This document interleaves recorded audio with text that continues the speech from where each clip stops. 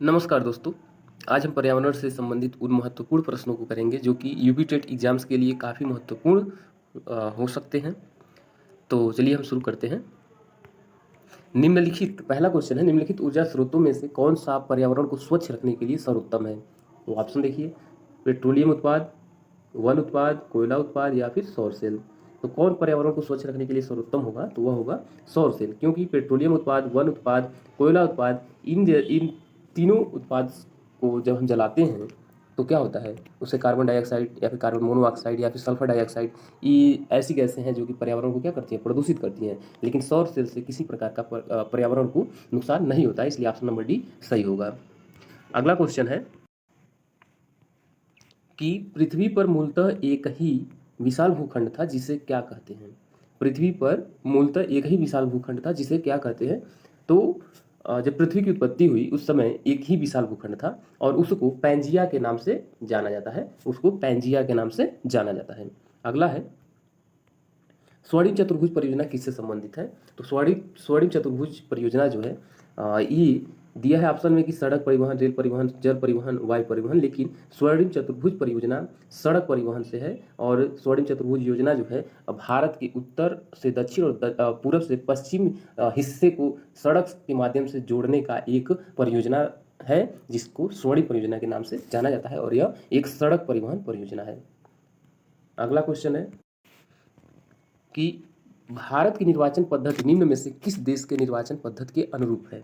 तो भारत की जो निर्वाचन पद्धति है यह रूस, अमेरिका, ब्रिटेन, फ्रांस। तो इसमें कौन सा ऑप्शन सही होगा? तो ब्रिटेन।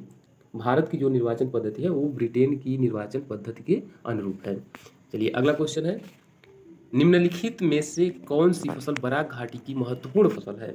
तो बराक घाटी की महत्वपूर्ण फसल ऑप्शन दिया है पटसन, चाय, गन्ना, कपास। कौन सा ऑप्शन सही होगा?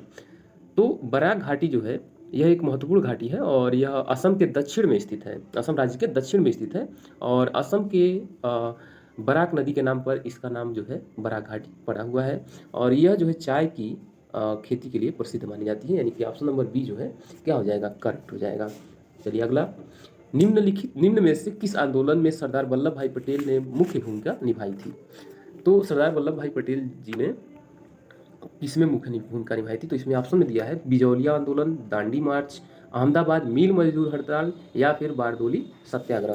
तो इसमें कौन सा ऑप्शन सही होगा? तो इसमें जो है बारदोली सत्याग्रह जो है यह करेक्ट होगा, क्योंकि बारदोली जो आंदोलन हुआ था उसमें सरदार वल्लभ भाई पटेल जो है इस सत्याग्रह का नेतृत्व किए थे। और ये बारदोली जो सत्याग्रह हुआ था ये 1928 ईस्वी में हुआ था। और उस समय बारदोली की महिलाएं जो हैं सरदार वल्लभ भाई के कार्यों को देख करके उनको सरदार की उपाधि दी। और यह जो आंदोलन हुआ था, ये बारदोली आंदोलन, यह किसके खिलाफ हुआ था? तो लगान के खिलाफ, यानी कि जो बारदोली में जो अंग्रेजों द्वारा जो लगान लगाया गया था उसके खिलाफ जो है यह आंदोलन हुआ था। ये सरदार वल्लभ भाई पटेल इसके नेतृत्वकर्ता थे और 1928 में यह आंदोलन हुआ था। चलिए अगला क्वेश्चन है, बायोगैस संयंत्र से निष्कासित निम्नलिखित में से कौन सी गैस ईंधन गैस के रूप में प्रयोग में आती है? तो बायोगैस संयंत्र से जो निष्कासित होने वाली गैस है, तो उसमें जो है क्या हो जाएगा, मीथेन हो जाएगा। यानी कि मीथेन जो गैस है यह ईंधन के रूप में प्रयोग में लाई जाती है। अगला है, राष्ट्रीय राजमार्ग को किसको जोड़ते हैं? राष्ट्रीय राजमार्ग जो है ये किसको जोड़ते हैं? तो राष्ट्रीय राजमार्ग ऑप्शन दिया हुआ है महत्वपूर्ण नगरों और व्यापार केंद्रों और राज्यों की राजधानियों और प्रमुख बंदरगाहों को, गांवों से महत्वपूर्ण नगरों को। तो इसमें कौन सा ऑप्शन सही होगा? तो इसका ऑप्शन नंबर बी जो है एकदम करेक्ट है, क्योंकि ये राष्ट्रीय जो राजमार्ग होती हैं ये व्यापार केंद्रों और राज्यों की राजधानियों को आपस में जोड़ती हैं और इन्हीं उद्देश्यों से बनाए भी जाते हैं। चलिए अगला है, भारतीय संविधान में अवशिष्ट अधिकारों को किसको दिया गया है? भारतीय संविधान में अवशिष्ट अधिकार जो है वह किसको दिए गए हैं? तो इसमें ऑप्शन में दिया हुआ है, ऑप्शन ए है संघीय सरकार को दिया गया है, या फिर बी है राज्य सरकारों को दिया गया है, या सी है संघीय और राज्य सरकारों को दिया गया है, या फिर डी है न संघीय और न ही राज्य सरकारों को दिया गया है। तो इसमें कौन सा ऑप्शन सही होगा? तो इसका ऑप्शन नंबर ए जो है करेक्ट होगा, संघीय सरकार को दिया गया है। यानी कि जो भी अवशिष्ट अधिकार हैं भारतीय संविधान के वो संघीय सरकार को दिया जाता है। अगला है, भारत कि निम्नलिखित क्षेत्रों में से किसमें भूतापी ऊर्जा स्रोत नहीं पाए गए हैं। भूतापी ऊर्जा स्रोत किस जगहों पे जो है नहीं पाए गए हैं। तो इसमें ऑप्शन में दिया है गोदावरी डेल्टा, गंगा डेल्टा, हिमालय या पश्चिमी घाट। तो इसका जो है ऑप्शन नंबर ए एकदम करेक्ट होगा, गोदावरी डेल्टा। यानी कि गोदावरी डेल्टा में जो है भूतापी ऊर्जा स्रोत नहीं पाए गए हैं। नेक्स्ट है प्रत्यक्ष निर्वाचन किसे कहते हैं। तो प्रत्यक्ष निर्वाचन जैसे कि ऑप्शन में दिया निर्वाचन मंडल द्वारा प्रतिनिधि चुनना, अभिजात वर्ग द्वारा प्रतिनिधि चुनना या फिर जनता द्वारा प्रतिनिधि चुनना। और इसका करेक्ट आंसर हो जाएगा जनता द्वारा प्रतिनिधि चुनना। जनता द्वारा प्रतिनिधि चुनना जो है प्रत्यक्ष निर्वाचन का एक उदाहरण होता है। अगला है यूरोप की कौन सी नदी कोयला नदी के नाम से जानी जाती है। तो यूरोप की टेम्स, राइन, रोन, एल्ब, कौन सा इसमें ऑप्शन सही होगा। तो इसमें राइन नदी, यूरोप की राइन नदी को कोयला नदी के नाम से जाना जाता है। इसको कोयला नदी के नाम से इसलिए जाना जाता है क्योंकि इस नदी के माध्यम से कोयला का व्यापार जो है बहुत ज़्यादा मात्रा में होता है, इसलिए इसको कोयला नदी के नाम से जाना जाता है। अगला है भारत का सबसे बड़ा रबड़ उत्पादक राज्य कौन है। तो भारत का सबसे बड़ा रबड़ उत्पादक राज्य जो है केरल हो जाएगा, क्योंकि सबसे ज़्यादा भारत में रबड़ का उत्पादन करने वाला राज्य है केरल। अगला है समवर्ती सूची में लिखे विषयों पर अधिनियम बनाने का अधिकार किसके पास है। समवर्ती सूची में जो भी विषय लिखे गए हैं तो उस पर अधिनियम बनाने का जो अधिकार है राज्य और संघ का है, या फिर केवल संघ का, या केवल राज्य का है, या फिर राज्य और संघ क्षेत्र का है। इसमें कौन सा ऑप्शन सही होगा। तो इसमें ऑप्शन नंबर ए राज्य और संघ दोनों का जो है, दोनों के पास यह अधिकार है कि समवर्ती सूची पर जो है वह अधिनियम बना सकते हैं।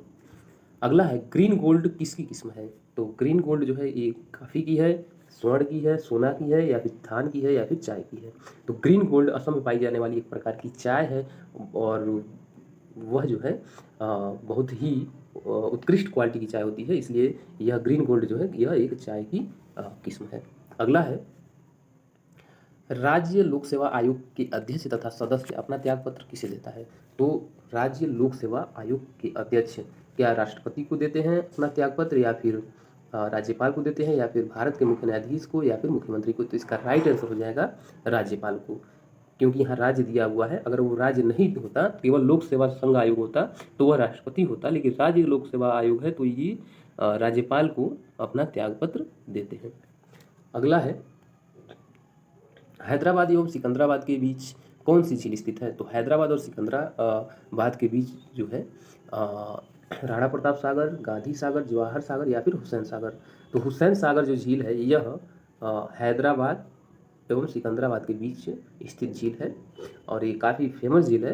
तो इसका ऑप्शन नंबर डी जो है करेक्ट हो जाएगा। अगला है नीचे लिखी कौन सी चट्टान में जीवाश्म नहीं पाए जाते हैं। क्या कांगलोमरेट में, ग्रेनाइट में, या फिर सेल में, या फिर बलुआ पत्थर में। तो इसका कौन सा ऑप्शन सही होगा। तो इसका ऑप्शन नंबर बी जो है एकदम करेक्ट हो जाएगा, ग्रेनाइट में जीवाश्म नहीं पाए जाते हैं। अगला है विश्व की सबसे व्यस्त व्यापारिक नदी कौन सी है। तो अभी हमने बताया कि सबसे ज़्यादा कोयला का सबसे ज़्यादा मात्रा में जो है व्यापार होता है राइन नदी के माध्यम से, और राइन नदी विश्व की सबसे व्यस्त नदी मानी जाती है, और इसको कोयला नदी के नाम से भी जाना जाता है। अगला है राज्य लोक सेवा आयोग के अध्यक्ष की नियुक्ति कौन करता है। अभी हमने बताया कि राज्य लोक सेवा आयोग के अध्यक्ष को शपथ कौन दिलाता है। तो वह राज्यपाल दिलाते हैं, और वही जो है नियुक्ति भी करते हैं, और अपना पद त्याग भी जो है ये राज्यपाल को ही करते हैं। अगला है काराकोरम राजमार्ग निम्नलिखित में से किन्हें जोड़ता है। तो काराकोरम राजमार्ग जो है यह पाकिस्तान और भारत, पाकिस्तान और चीन, अफगानिस्तान और चीन, या जम्मू और कश्मीर, इनमें से किसको जो है काराकोरम राजमार्ग जो है जोड़ता है। तो ये हो जाएगा ऑप्शन नंबर बी, पाकिस्तान और चीन को। यानी कि पाकिस्तान और चीन को काराकोरम राजमार्ग जो है जोड़ता है, और यह खुजराब दर्रा से होकर के गुजरता है। यह चीन के शिजियांग को जोड़ता है। तो इसका ऑप्शन नंबर बी जो है एकदम करेक्ट हो जाएगा, पाकिस्तान और चीन को जोड़ने वाला जो राजमार्ग है वह है काराकोरम राजमार्ग। अगला है टिहरी बांध परियोजना निम्नलिखित जलाशय परियोजना में निर्मित जलाशय का नाम क्या है। तो टिहरी बांध परियोजना में निर्मित जलाशय का नाम जो है वह है स्वामी राम तीर्थ सागर। यानी कि स्वामी राम तीर्थ सागर एक जलाशय है जहाँ पे टिहरी बांध परियोजना जो है बनाई गई है। अगला है प्रत्येक राज्य में अनुसूचित जाति और अनुसूचित जनजाति की सूची कौन तैयार करता है? तो प्रत्येक राज्य में अनुसूचित जाति और अनुसूचित जनजाति की जो सूची है वह संबंधित राज्य का राज्यपाल या फिर संबंधित राज्य की विधानसभा या फिर प्रत्येक राज्य के राज्यपाल की सलाह से राष्ट्रपति या फिर संसद। तो इसका हो जाएगा प्रत्येक राज्य के राज्यपाल की सलाह से राष्ट्रपति जो है प्रत्येक राज्यों में अनुसूचित जाति और अनुसूचित जनजातियों की सूची तैयार करते हैं। अगला है गांधी सागर, जवाहर सागर तथा राणा प्रताप सागर बांध किस नदी पर निर्मित है? तो गांधी सागर, जवाहर सागर और राणा प्रताप सागर बांध जो है यह चंबल नदी पर स्थित है, यानी कि ऑप्शन नंबर सी एकदम करेक्ट आंसर हो जाएगा। अगला है राष्ट्रपति लोकसभा में आंग्ल भारतीय समुदाय के कितने व्यक्तियों को प्रतिनिधित्व न होने की स्थिति में मनोनीत कर सकता है? तो इसका कौन सा ऑप्शन सही होगा? तो ऑप्शन नंबर बी जो है एकदम सही होगा, यानी कि राष्ट्रपति लोकसभा में आंग्ल भारतीय समुदाय के 2 व्यक्तियों को प्रतिनिधित्व न होने की स्थिति में मनोनीत कर सकता है। धन्यवाद।